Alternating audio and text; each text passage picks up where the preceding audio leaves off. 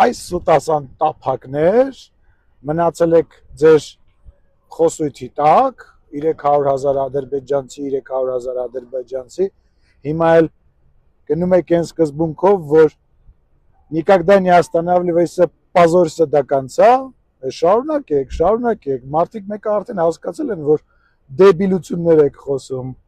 ինձնով եք փորձում իմ հարցազրույցներով եք փորձում ձեզ արդարացնեք